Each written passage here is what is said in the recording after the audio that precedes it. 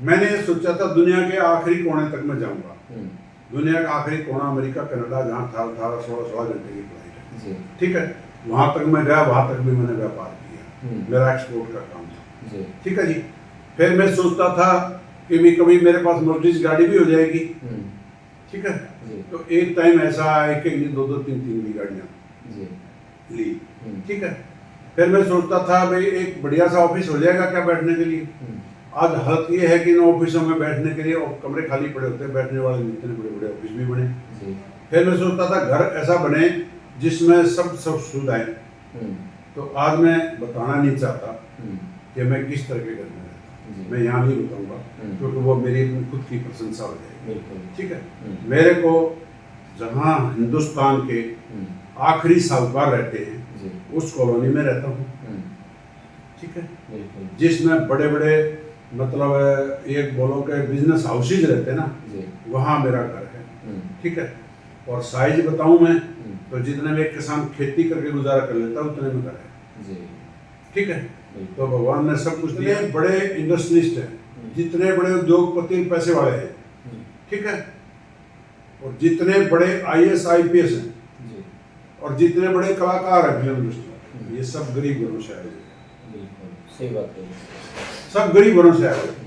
तरक्की उसने किया जिसके पास साधन नहीं थे, काम उसने किया जिसकी जरूरत थी, और जिसको जरूरत ही नहीं थी उन्होंने काम ही नहीं किया। आप ये देखो, मैं एक ऐसी बात बताना चाहता हूँ जिसको शायद कुछ लोग सुन के पसंद ना करें।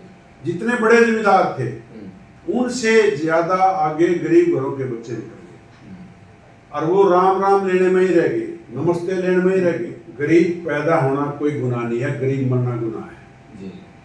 अगर वो गरीबी में पैदा होता है, गरीबी में मरता है, तो उसके लिए वो खुद जिम्मेवार है, ठीक है। मैं और की बात ही नहीं करता, मैं तो खुद का उदाहरण दूँ। मैंने बचपन के अंदर हमारे गांव में मंडी का जहाँ नाला पड़ता था, सारा मतलब टॉयलेट्स का पानी आता था, वो जेठ के महीने में वो सूख जाता था, उसकी टोकरियां भर के, उस लैट्रिन की टोकरियां भर भर के अपने सिर पे ट्रालियां भर के, गाड़ियां भर के खेतों में डाल रखा है। एक ज़्यादा बोलते थे लगता है।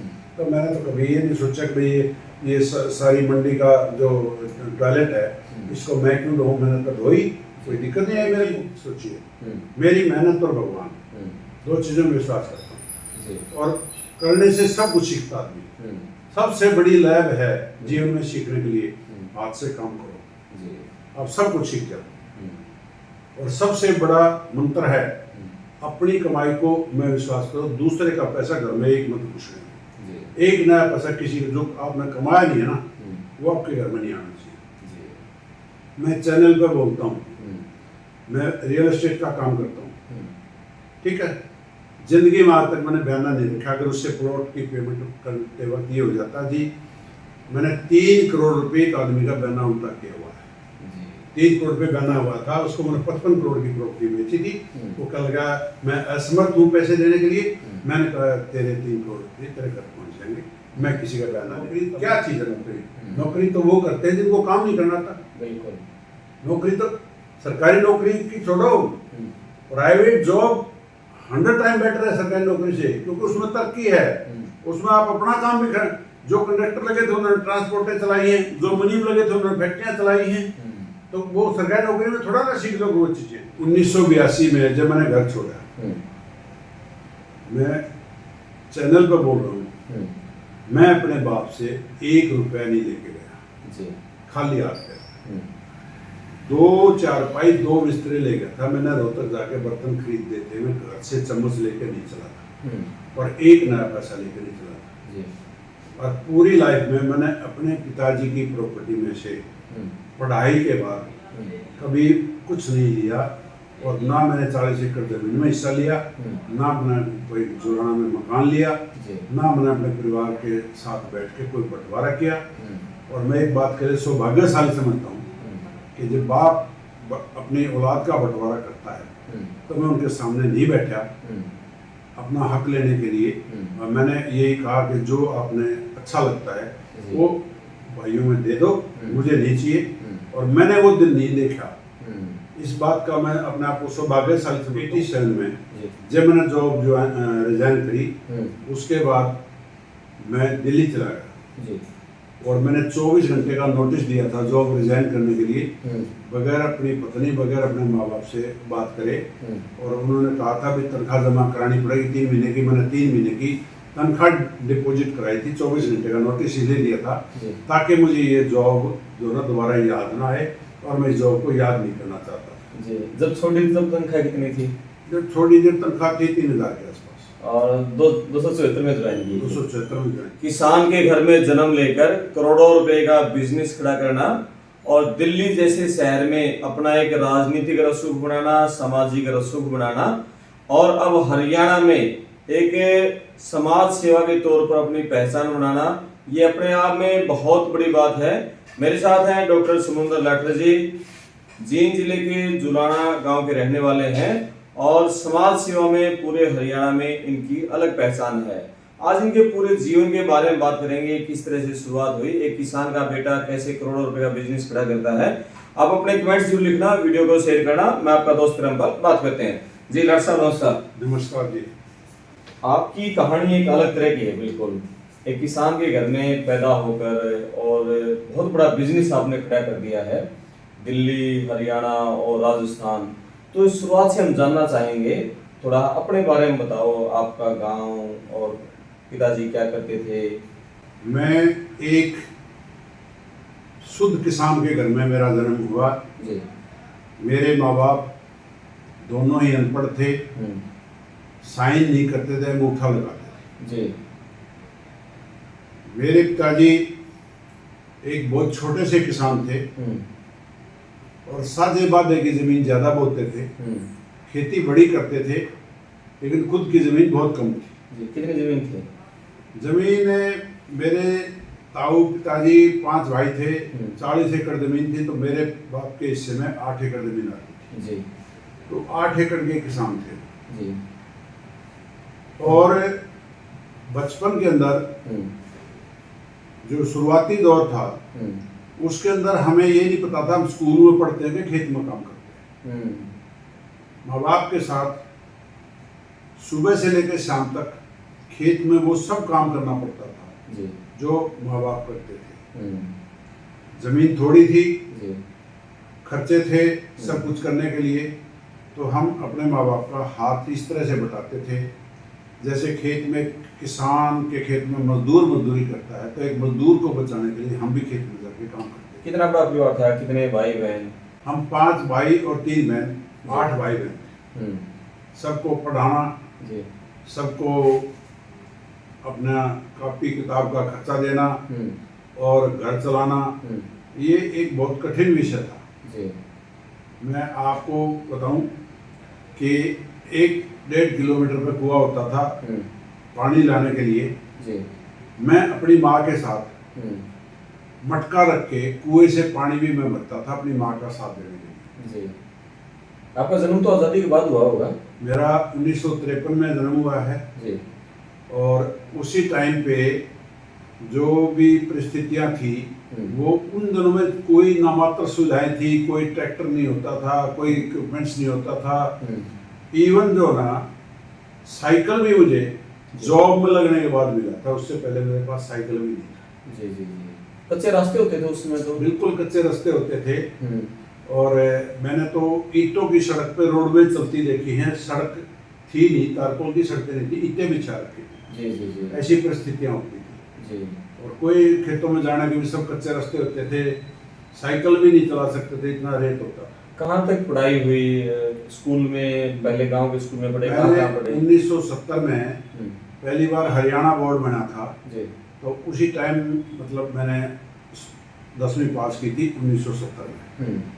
उसके बाद मैं वेस्ट कॉलेज के अंदर 10वीं तक का स्कूल गांव में ही था? गांव में ही था। ओके जी। फिर 10वीं से ऊपर का आसपास कहीं नहीं था? नहीं, वो कोई स्कूल ही नहीं था जी। सीधा वेस्ट कॉलेज रोहतक में साइंस साइड में मैंने प्रेप और प्री मेडिकल की थी रोहतक से। जी। उसके बाद रोहतक में जब हम पढ़ते थे तो कॉलेज से 3 किलोमीटर 4 किलोमीटर कह लो, 2 कोस कह लो, इतनी दूर जाके कमरा किराया पे लेते थे और उसमें 3-4 इकट्ठे रहते थे ताकि खर्चा ना पड़े और इकट्ठा भोजन बनाते थे और खुद कुकिंग करते थे जब पढ़ते थे। हॉस्टल की फीस भरने की माँ बाप की अक्षमता नहीं थी जी। और उसके बावजूद हमें पढ़ाई करनी पड़ती थी और साइकिल भी नहीं था कि मैं अपने कमरे पे साइकिल पे चला था। 2 कोर्स आना 2 कोर्स जाना, पढ़ना खुद खाना बनाना और जब पढ़ते थे। मेडिकल के बाद फिर मैंने हिसार एच यूनिवर्सिटी के अंदर वेटनरी के अंदर VLDA का कोर्स ज्वाइन किया जी। वो उस टाइम पर 1 साल का ही कोर्स होता था। वो कंप्लीट करने के बाद फिर मैंने पंजाब यूनिवर्सिटी चंडीगढ़ से ग्रेजुएशन की। मैं ये नहीं चाहता था कि भी मतलब मेरी मैं 10वीं पास रहे हम उन दिनों में ग्रेजुएशन एक बहुत अच्छी एजुकेशन मानी जाती थी जी। और उसके बाद फिर मैंने कॉम्पिटिटिव एग्जाम देना चाहता था मैं भी, जैसे ये BDO के हैं, HS के हैं, तहसीलदार के हैं जी। वो पेपर मैंने दिए। लेकिन परिस्थिति क्या थी कि हमारे को ना तो कोई कोचिंग थी, ना कोई असिस्टेंस थी, ना कोई मतलब घर में कोई जॉब थी, ना कोई गाइडलाइन थी।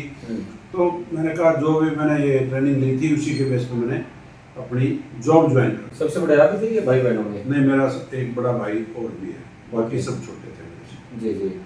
तो फिर नौकरी लगे आप? नौकरी लगने के बाद नौकरी कब लगे? 1974 में 274 रुपए की नौकरी ज्वाइन की थी। अच्छा, तनख्वाह 274 रुपए? 274 रुपये तनख्वाह। VLDA की पोस्ट पर? VLDA की पोस्ट हरियाणा पशुपालन विभाग में? हरियाणा पशुपालन विभाग में मैंने ज्वाइन की। जी। और मैं जिस दिन मैंने ज्वाइन की थी, मैंने ये सोच के ज्वाइन की थी कि इस जॉब को मैं उसी दिन तक करूंगा जिस दिन तक मेरी बेसिक जरूरत पूरी नहीं होती। जी। जिस दिन मैं इस लायक हो जाऊंगा कि मैं इसको छोड़ सकता हूँ, मैं इस जॉब को उसी दिन छोड़ दूंगा। जी। जिस दिन लगी मैंने ये सोच लिया था उसी दिन की जॉब मैंने करनी नहीं है। सरकारी जॉब थी, सब कुछ था, लेकिन मैं जॉब नहीं करनी थी ये सोच के गया था। इसीलिए मैंने 12 साल तक इस जॉब को किया। और 12 साल जॉब तो वो तब तक किया जब तक मेरे खर्चे इस जॉब से निकलते थे। जी। उसके बाद मैंने रिजाइन कर दिया 1987 में। जी। और फिर मैं अपने काम कारोबार में। किस कारोबार में शुरुआत हुई आपकी? शुरुआत मेरी ये थी कि मैं जिस दिन मेरी जॉब लगी थी उसी दिन मैं फालतू टाइम में बार इतवार संडे को रियल एस्टेट में मेरा बहुत इंटरेस्ट था और उसमें मैं वर्क करता था जितना टाइम मुझे मिलता था। लेकिन उसमें क्या हुआ मेरे को कि पैसा तो था नहीं और ना कोई बैकग्राउंड थी, ना कोई बैंक में पैसा था। वो पैसा रियल एस्टेट का काम पैसे से चलता है। तो उस टाइम पे मैं अपना छोटे छोटे 400-400 गज के प्लॉट जैसे ले लिया, उसकी साल में किस्तें पूरी कर दी।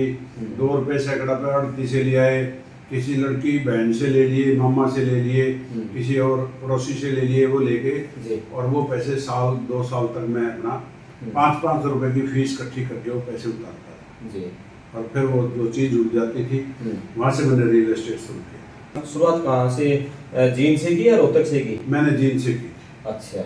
जींद से शुरुआत की थी, फिर मैं रोहतक चला गया, फिर मैंने रोहतक 5 साल काम किया। उसके बाद मैं 87 में जब मैंने जॉब जो रिजाइन करी उसके बाद मैं दिल्ली चला गया और मैंने 24 घंटे का नोटिस दिया था जॉब रिजाइन करने के लिए, बगैर अपनी पत्नी बगैर अपने माँ बाप से बात करे।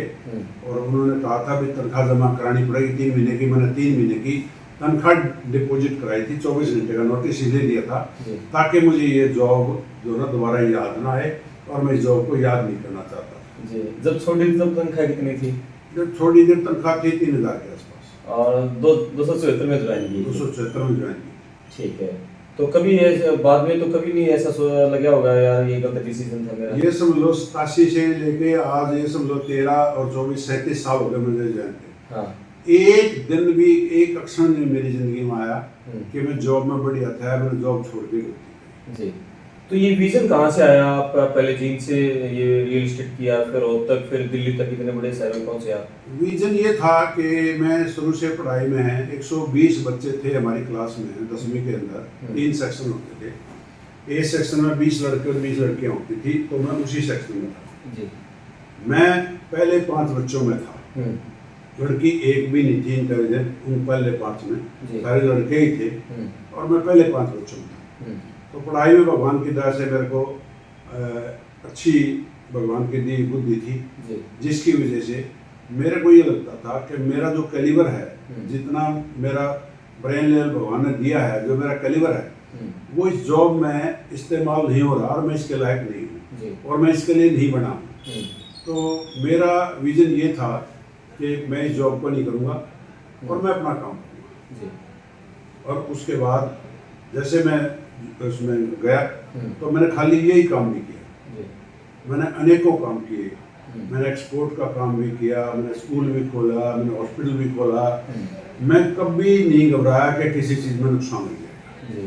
और हर जगह जहाँ हाथ लगाया वहीं वो तो मुनाफा। वो तो प्रभु की कृपा है। जी। लेकिन मैं आपको एक बात बता दूं, पहले दिन से मेरा एक मानना था, नथिंग इज इम्पॉसिबल। जी। कोई काम ऐसा नहीं है जिसको मैं नहीं कर सकता। ये जो मेरा निश्चय था, इस निश्चय ने और मेरे जो काम के घंटे थे उसने, और जो मेहनत कह लो, उस मेहनत ने मेरे को इतना हौसला दे रखा था कि मैं ये नहीं समझता था कि मैं किसी काम में सफल नहीं हो सकता। मैं हर काम को कर सकता हूँ। ये मेरे अंदर आज भी वही विजन है, हौसला है। पहले दिन भी मेरे अंदर यही था।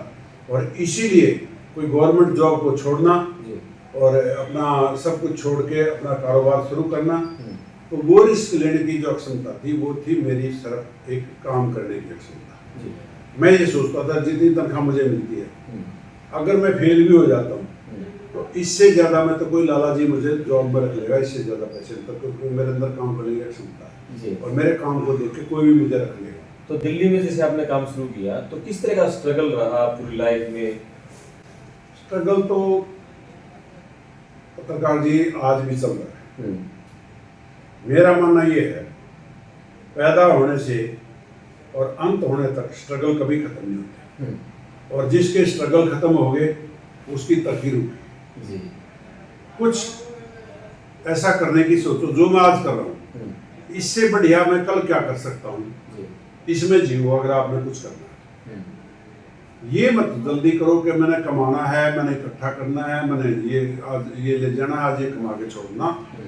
काम की क्वालिटी को सुधारो, आप रोजाना काम करो और काम में सिंसियर होकर काम करो, उसके बाद आपको कामयाबी मिलती है। कमाने की जल्दी तो आपको पीछे लेके जाएगी, क्योंकि कमाने की जल्दी में आप लोभ में करोगे, लालच में किसी के साथ गलत करोगे, किसी से गलत तरीके से पैसे कमाने की कोशिश करोगे, तो वो कोशिश मत करो।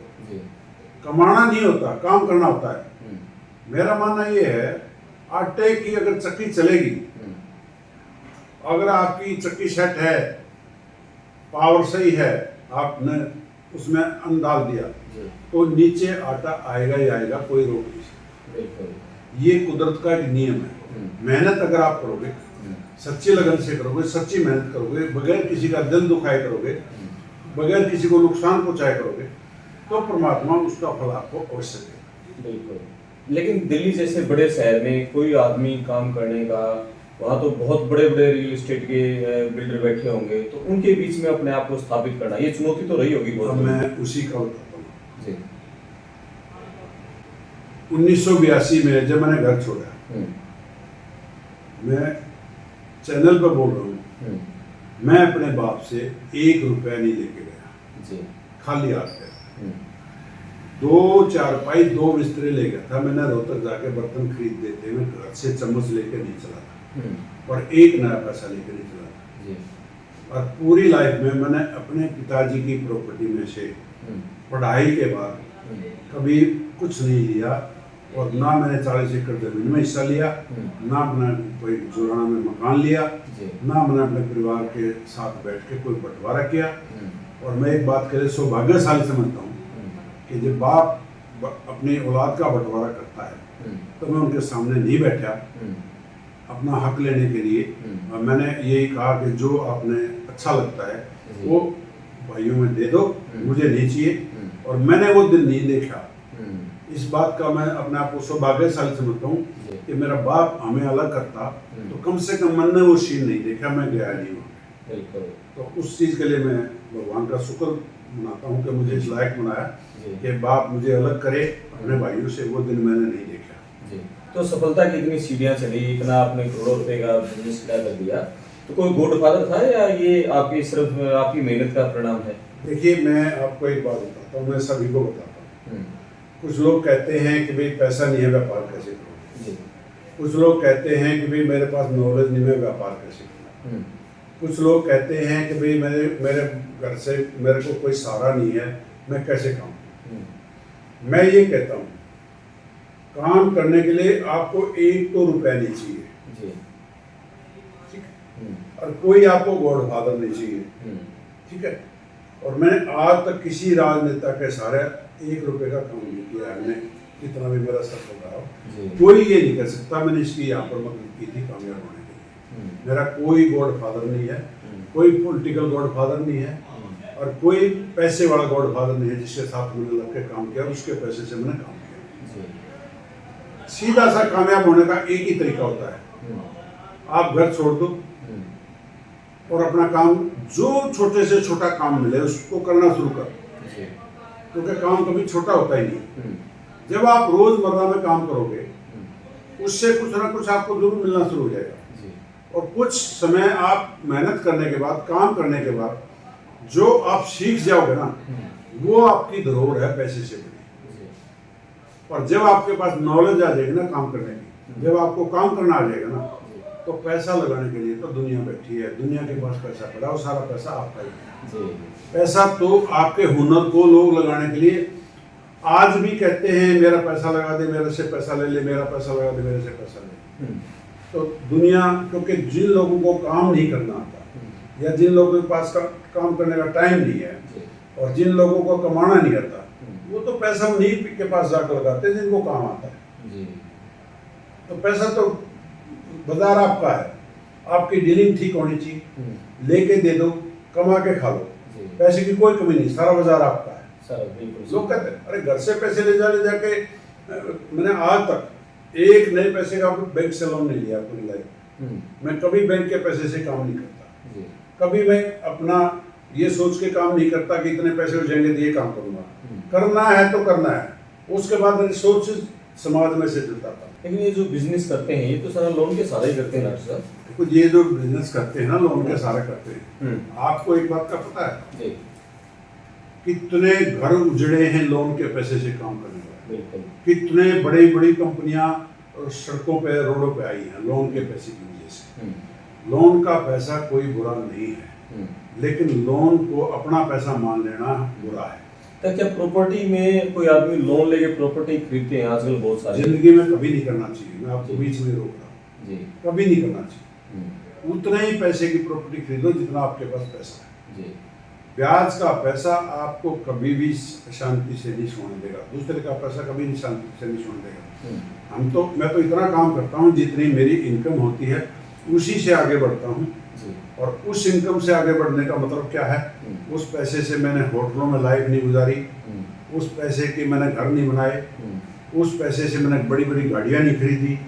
मैं तो जो मिली उसी में बैठ लिया, डीटीसी मिली डीटीसी में बैठ लिया है। मैंने तो बाइक बेच के 3 साल साइकिल चलाया हुआ है पैसे की जरूरत में। बाइक बेच दी, 3 साल साइकिल दोबारा चलाया मैंने, क्योंकि मैंने एक प्लॉट खरीदा तो उसमें पैसे की जरूरत थी, मैंने बाइक बेच के उसमें लगा दी। आप तो महात्मा गांधी वाली बात सिद्ध कर रहे हो, सादा जीवन उच्च विचार। बात ये नहीं है, मैं आपको के सामने क्यों बैठा हूँ, मैं चाहता हूँ ये समाज सीखे, ये युवा सीखे, ये माँ बाप सीखें। ये माँ बाप जो ना बच्चों को शेल्टर ना दें, अपने नीचे जमा करके ना रखें, उनको धक्का मार के बाहर निकालें। जब किसी को तालाब में फेंक देते हो, तैरना नहीं आता तो मरने से पहले कोशिश करता है तैरने की। यही लाइफ का फार्मूला है। आप काम करना तो घर से निकल जाओ, रास्ते जो ना, मैं एक बड़ी बात हो जाएगी अभी इस इंटरव्यू में, लेकिन बता देता हूँ। मैंने सोचा था दुनिया के आखिरी कोने तक मैं जाऊंगा, दुनिया का आखिरी कोना अमेरिका, कनाडा, जहाँ 18-16 घंटे की फ्लाइट है, ठीक है, वहां तक मैं गया, वहां तक भी मैंने व्यापार किया, मेरा एक्सपोर्ट का काम था, ठीक है जी। फिर मैं सोचता था कि भी कभी मेरे पास मर्सिडीज गाड़ी भी हो जाएगी, ठीक है। तो एक टाइम ऐसा आया कि 2-2, 3-3 की गाड़ियाँ ली, ठीक है। फिर मैं सोचता था भाई एक बढ़िया सा ऑफिस हो जाएगा क्या बैठने के लिए।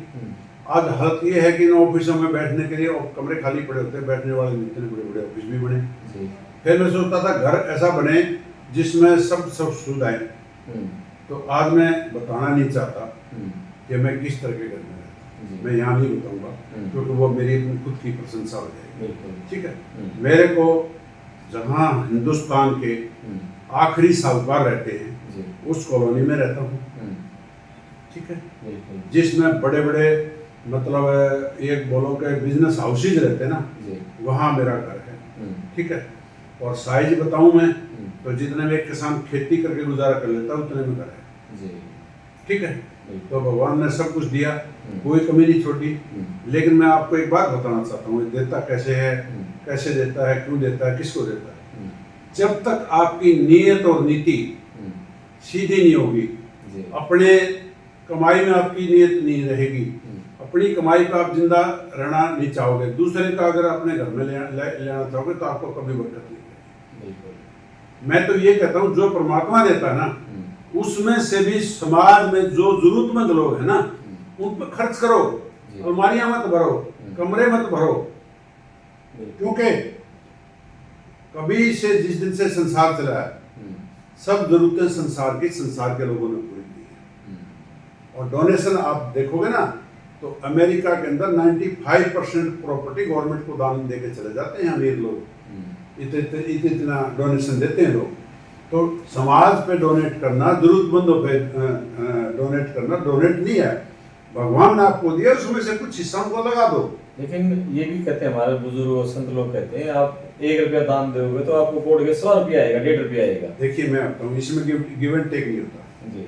अगर आप किसी को ये सोच के दान करते हो 1 रुपया कि मुझे 100 रुपये उठाएंगे तो आप बिजनेस कर रहे हो, दान नहीं कर रहे। दान का मतलब क्या होता है, दूसरे आपको पता नहीं होना चाहिए। जब आपने दे दिया तो भूल जाओ, घर में जाके अपनी बीवी को भी मत बताओ, अपने बच्चों को भी मत बताओ मैं ये करके आया हूँ। ठीक है, इसका देने लेने का एक ही तरीका होता है कि जो आप जितना मैक्सिमम छोड़ सकते हो अपने आप से छोड़ो, लेकिन दो किसको, जो जरूरतमंद है। जरूरतमंद कौन है, मौके पे जाके देखो। मैं संस्थाओं में जाता हूँ, यूपी में जाता हूँ, पंजाब में जाता हूँ, हरियाणा में जाता हूँ, संस्थाओं में पर्सनली जाता हूँ। और यहाँ तक है कि एक कोई पर्ची काट जाए तो उस पर्ची पे एड्रेस पढ़ के वहाँ पहुँच जाता हूँ। किसी का यूट्यूब पे वीडियो देख लेता हूँ तो उसके वहाँ पहुँच जाता हूँ। मैं पंजाब में एक वीडियो देखा, कैंसर पेशेंट था, उसका वीडियो देखते मैं पंजाब में एड्रेस वेड्रेस कुछ नहीं था, सिर्फ एक मामूली सा जला या गांव का नाम था। वहाँ पूछ के वहाँ पहुँचता मेरे को 6-7 घंटे लगे, उसके घर पहुँचा। ठीक है, वो वाकई में कैंसर पेशेंट था, छोटे छोटे बच्चे खेत में काम करते। ठीक है, मैंने उसका वो लिया, बैंक की कापी ली, फोटो कापी की। ठीक है, मेरी जेब में जितने थे वो पकड़ाए, उसके बाद उनको बोल दिया जो जो जरूरत पड़ती है तो मेरे को फ़ोन करते रहो। तो मैं उनके खाते में आज भी वो पेशेंट अभी भी है, ये तो सारा 1 साल पहले की बात है। ठीक है, तो जरूरतमंद के पास पहुंच जाओ, आपका समय बर्बाद नहीं हो रहा। अगर वो समय आपने वहां जाके मैं क्या 300 किलोमीटर जाता ढूंढता ये करता, नहीं, वो समय जो आपने लगाया वो बर्बाद नहीं हुआ, वो इन्वेस्ट हुआ है। इन्वेस्ट का मतलब खर्च का मतलब अच्छी दिशा में खर्च। तो वो आपने ढूंढा कराया तो वो आदमी देखो ना, किसी का कोई भी समाज के सारा ही चलता है, सारा सिस्टम। बिल्कुल, हरियाणा में भी आपने जुलाना में भी यहाँ लड़कियों का जो कॉलेज है बिल्कुल है, और बहुत सारी वो जगह तो अलग चीज है। मैं आज वो नहीं बता रहा हूँ, मैं बता रहा हूँ क्या करने से क्या होता है, किस चीज की जरूरत है करने के लिए, इसीलिए आप कहाँ से चल सकते हो, आप क्या कर सकते हो। आपके अंदर एक एनर्जी होनी चाहिए और सब कुछ करने का मादा होना चाहिए, है आपका टारगेट ऊंचा होना चाहिए, आपके करने की क्षमता होनी चाहिए आपके अंदर, करोगे आप। लेकिन डॉक्टर साहब यहाँ एक बात भी आती है, हर आदमी के हाथ से छूटता नहीं है, जिससे नहीं छूटता भगवान उसको बरकत भी नहीं देता। देखिए वो एक विषय ये है, भगवान क्या देता है क्या नहीं देता वो भगवान का विषय है, मेरा विषय नहीं है।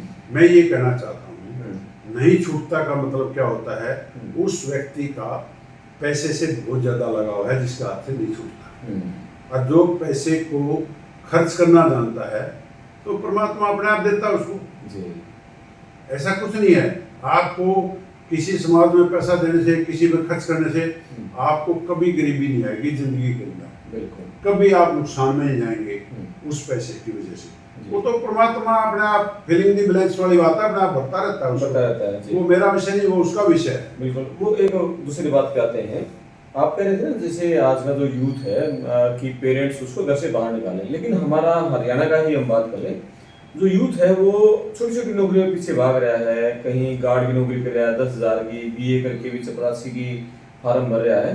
तो ये यूथ क्या सीखे, इसके लिए क्या मैसेज दोगे यूथ को आप? मैं तो ये बताना चाहता हूँ, सबसे पहले तो बीए में करना बंद करके टेक्निकल एजुकेशन लो जी। दूसरी बात, घर से बाहर जाओ, ये सोच के जाओ, स्टार्ट तो कहीं से भी करो। मैं इसको एक बात करता हूँ, गरीब पैदा होना कोई गुनाह नहीं है, गरीब मरना गुनाह है जी। अगर वो गरीबी में पैदा होता है, गरीबी में मरता है, तो उसके लिए वो खुद जिम्मेवार है। ठीक है, मैं और की बात ही नहीं करता, मैं तो खुद का उदाहरण दूँ। मैंने बचपन के अंदर हमारे गांव में मंडी का जहाँ नाला पड़ता था, सारा मतलब टॉयलेट्स का पानी आता था, वो जेठ के महीने में वो सूख जाता था, उसकी टोकरियां भर के, उस लैट्रिन की टोकरियां भर भर के अपने सिर पे ट्रालियां भर के, गाड़ियां भर के खेतों में डाल रखा है। एक ज़्यादा बोलते थे देखता है। तो मैंने तो कभी ये नहीं सोचा कि ये सारी मंडी का जो टॉयलेट है इसको मैं क्यों धोऊं, मैंने तो धोई, कोई दिक्कत नहीं है मेरे को। कोई मेरे से आज ये पूछता है जी आप तो ये हो, मैंने कहा भाई कुछ नहीं हो, मैंने तो जीवन जी रखा ना, मैं वही हूँ। और मैं बहुत एक सामान्य परिवार से, एक छोटे से घर से चला हुआ आदमी हूँ। मैं लोग तो कहते हैं मेरे मिल चलता है, हम तो इतना बड़े जिम्मेदार हैं, हमारी तो रियासत है, सियासत है। मैं कुछ नहीं करता, मैं तो ये करता हूँ, मैं तो बहुत गरीब वर्ग का और अनपढ़ माँ बाप का बच्चा हूँ, और सरकारी स्कूल में 10 पैसे फीस दे के ज़मीन में बैठ के पढ़ा हुआ हूँ, तो मुझे तो कोई आपत्ति नहीं बतानी। और आज भी मैं ये कहता हूँ, इस जो मैं तख्ती पे पढ़ा हूँ, स्लेट पे पढ़ा हूँ ना, आज भी मैं कंप्यूटर भी चलाता हूँ। ठीक है जी, आज के जो युवा हैं वो सारे काम मैं करता हूँ। आज मैं फेसबुक, इंस्टाग्राम सब पे हूँ। ठीक है, खुद चलाता हूँ, किसी और से नहीं चलवाता। मैं ये कहता हूँ, सीखने की जिज्ञासा आपके अंदर होनी चाहिए, इच्छा होनी चाहिए, आप कुछ भी सीख सकते हो, और कोई आपसे बड़ा नहीं है, कोई आपसे भारी नहीं है। ये मान के चलो कि ये क्या कर सकता है, मैं इससे पहले कर सकता हूँ। आप कॉपी ना करो किसी की, आप कॉपी करो काम करने में, मुकाबले में, और मुकाबले में आओ। मैं दिल्ली में रहता हूँ, ठीक है, गांव से चला हूँ, तो मैं चाहता तो मैं कनाडा में भी मेरे को ऑफर थी, ऑफर यहाँ के काम कर लो, ठीक है, लेकिन मैं अपना जितना मेरा यहाँ काम कारोबार मैं छोड़ कर नहीं जा सकता था। तो उसके बावजूद अगर आप काम करना चाहते हो तो दुनिया के आखिरी छोर तक आपके पास जगह जगह आपको ले जाने वालों की कोई कमी नहीं है। कमी उनके पास है जो घर नहीं छोड़ते, जो किसी को बाहर जाके काम नहीं करते, जिन्होंने मतलब अच्छा खाना खाली रहना सीख लिया, तो उनके लिए कोई स्थान नहीं है समाज में। वरना नौकरी क्या चीज़ है? नौकरी तो वो करते हैं जिनको काम नहीं करना था। बिल्कुल, नौकरी तो सरकारी नौकरी की छोड़ो, प्राइवेट जॉब 100 टाइम बेटर है सरकारी नौकरी से, क्योंकि उसमें तरक्की है, उसमें आप अपना काम भी कर, जो कंडक्टर लगे थे उन्होंने ट्रांसपोर्टें चलाई हैं, जो मुनीम लगे थे उन्होंने फैक्ट्रियाँ चलाई हैं, तो वो सरकारी नौकरी में थोड़ा ना सीख लोगे वो चीज़ें। उत्थान है आपकी नॉलेज, और वो नॉलेज आपको काम करने से आएगी, और प्राइवेट सेक्टर में आएगी, गवर्नमेंट सेक्टर में कभी नॉलेज नहीं आती। बिल्कुल। लेकिन एक मान्यता हमारे समाज में ये है कि मान लिया जो बिजनेसमैन लोग हैं, जो धनाढ़ लोग हैं, या जो कारोबार करते हैं, भाई उन्हीं के बच्चे ही आगे कारोबार बढ़ा सकते हैं। एक आम घर का बेटा, कोई किसान का बेटा है या किसी का पिता कोई नौकरी कर रहा है, भी वो लोग बिजनेस आगे नहीं कर सकते, ये एक मान्यता रहती है। देखिए, ये जो इंटरव्यू मैं आपको दे रहा हूँ, मकसद ही मेरा एक है, मैं एक ही बात कहना चाहता हूँ, गरीब से गरीब घर का बच्चा जिसके पास कुछ भी नहीं है, ठीक है, वो सब कुछ कर सकता है अगर उसके पास विल पावर है, उसके पास करने की इच्छा है, और वो अपने आप को उसके अंदर धकेलना चाहता है, तो वो सब कुछ कर सकता है। अगर वो आराम की जिंदगी जीना चाहता है, अगर वो मतलब पहले उसको साधन चाहिए जब काम करना चाहता है। आपको एक बात बता दूं मैं आपको, जितने बड़े इंडस्ट्रियलिस्ट हैं, जितने बड़े उद्योगपति पैसे वाले हैं, ठीक है, और जितने बड़े IAS IPS हैं, और जितने बड़े कलाकार हैं फिल्म इंडस्ट्री, ये सब गरीब घरों से आए हुए। बिल्कुल सही बात है, सब गरीब घरों से आए हुए। तरक्की उसने किया जिसके पास साधन नहीं थे, काम उसने किया जिसकी जरूरत थी, और जिसको जरूरत ही नहीं थी उन्होंने काम ही नहीं किया। आप ये देखो, मैं एक ऐसी बात बताना चाहता हूँ जिसको शायद कुछ लोग सुन के पसंद ना करें। जितने बड़े जिम्मेदार थे उनसे ज्यादा आगे गरीब घरों के बच्चे निकल गए और वो राम राम लेने में ही रह गए, नमस्ते लेने में ही रह गए। बिल्कुल काम नहीं किया उन्होंने। हाँ जी, काम नहीं किया उन्होंने, हाँ। ना उनके बच्चे पढ़े। हम तो काम नहीं करा करते। हम तो, मैं एक दिन एक घर में चला गया, वो सुबह सुबह जो ना बगैर गर्म किया हुआ निकड़ू दूध बोलते हैं, उसका लोटा भर के लेके आ गया। मैं बोले भाई ये तो हम तो शाम को भी नहीं पी सकते, आप सुबह। कहता जी हम तो बिना उबाला दूध के साथ रोटी खाते हैं सुबह सुबह। ठीक है, वो बड़ा जमींदार था। मैं कहा दूध के साथ क्यों खाते हो, लस्सी के साथ रोटी खानी चाहिए, सुबह अच्छी होती है। कहता नहीं जी हम तो दूध के साथ खाना। ठीक है, वो कहते हैं अगर हम खेत में काम करेंगे तो हम जमींदार नहीं है, जिसका नौकर काम करते हैं वो जमींदार है।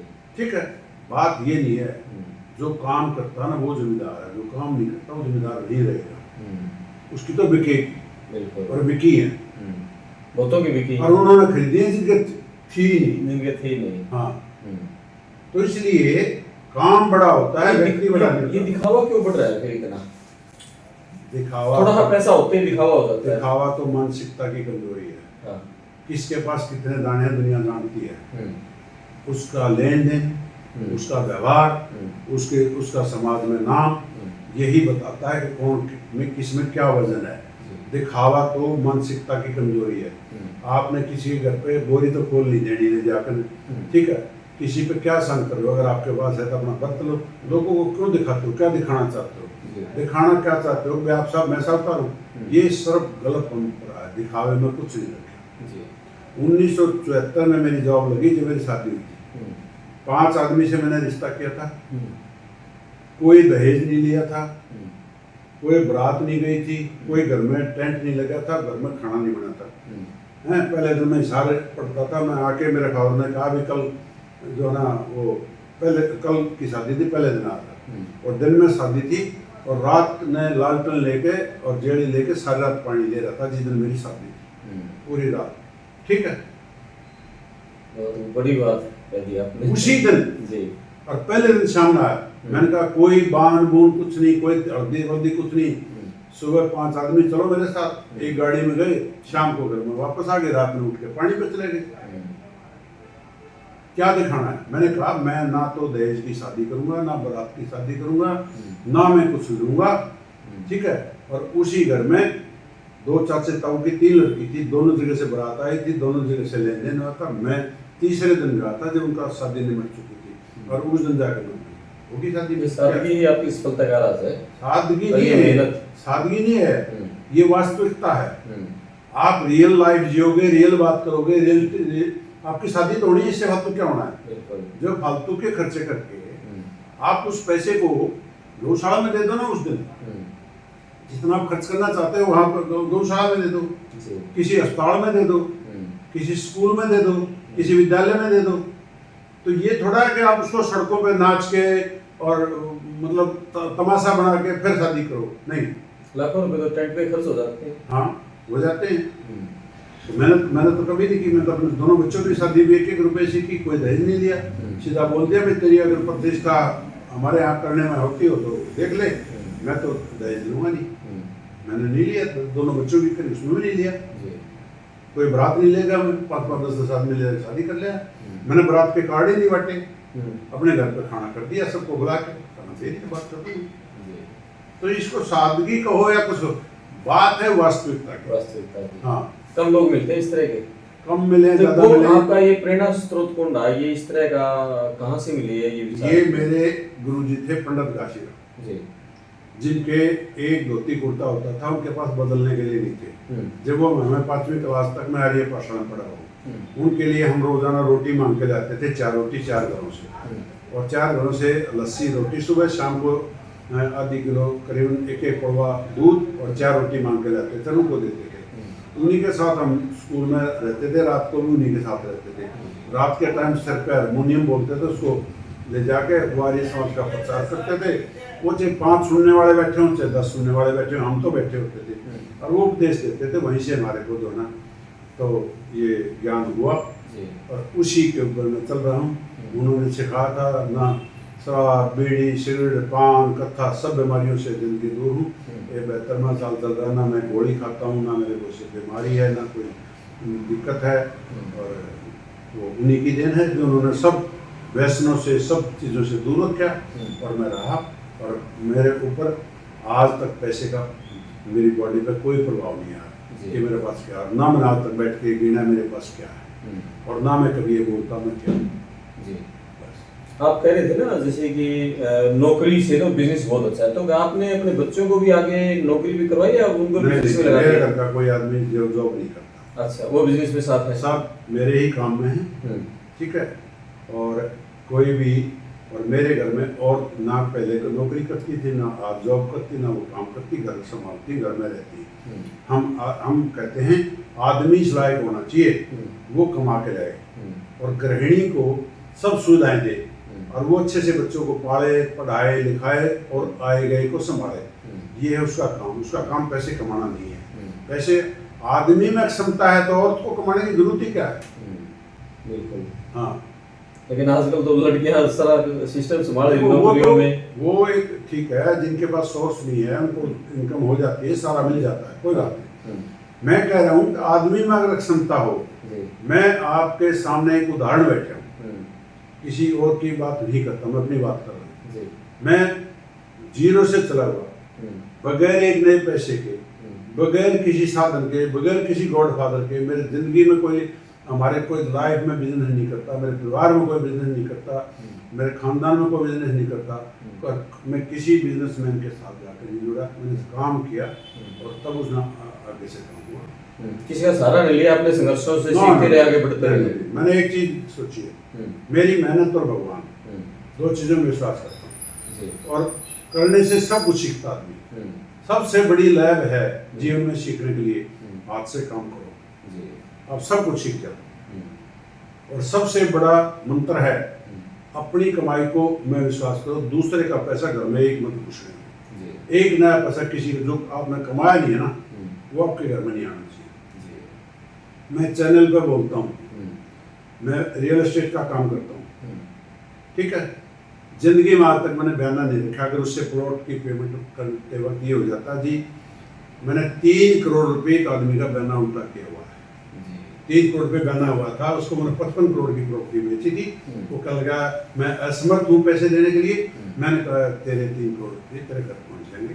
मैं किसी का बयाना नहीं करता, मैंने जिंदगी में बयाना नहीं रखा। आज भी मैं दावा के साथ कर रहा हूँ, कोई मेरे से प्रॉपर्टी खरीदे, अगर उसको कोई परिस्थिति आ गई, घर में जरूरत आ गई, कोई बात बन गई, कोई लड़की की शादी आ गई, कोई बच्चे की पढ़ाई आ गई, कोई एडमिशन में पैसे खर्च करने पड़ गए, तो भी जो तेरा आया है वो वापस ले जा। मैंने कभी एक नया पैसा काट के नहीं दिया उसको। इतने सिद्धांत तो आज की दुनिया में नहीं मिलते। देखो क्या मिलता क्या नहीं मिलता, मैं बता क्या रहा हूँ लोगों को, मैं ये बता रहा हूँ उसका पैसा मेरे घर में क्यों रहे। मैं बताना क्या चाह रहा हूँ, दूसरे का पैसा मेरे घर में नहीं रहना चाहिए। जो मैंने नहीं कमाया मेरे पास नहीं आना चाहिए। उल्टा मैं जो कमाता हूँ उसमें से कुछ जरूरतमंदों पे जाना चाहिए, क्योंकि वो भगवान का बगीचा है। और उस बगीचे में पानी नहीं डालोगे तो बगीचा सूख जाएगा, और उस बगीचे में से आपने सब कुछ तोड़ के खाना है। समाज हमारा एक बगीचा है, उसी में से सब कुछ मिलता है। हमारे बच्चों को पढ़ाने वाले टीचर वो समाज के हैं, डॉक्टर हमारा ऑपरेशन करते हैं वो भी समाज के सदस्य हैं, इंजीनियर हमारे घर बनाते हैं वो भी समाज के सदस्य हैं। समाज के बिना तो आदमी अधूरा ना, तो उसका क्या करोगे आप। समाज आपके आपसे बड़ा चीज है। मेरा पूरी लाइफ का एक सिद्धांत है, जहां मैंने जाम देखा मेरी गाड़ी में विसल होती है, मैं गाड़ी को साइड में लगाता हूँ, चाहे 2 घंटे में ट्रैफिक खुलो, चाहे 1 घंटे में ट्रैफिक खुलो। दिल्ली छोड़ो, मैंने पंजाब तक की बात कर रहा हूँ, मैंने हर शहर में ट्रैफिक चलाया, और मैं 2 घंटे में मैं अपना काम छोड़ के ट्रैफिक चलाता हूँ, जाम खोल के चलता हूँ।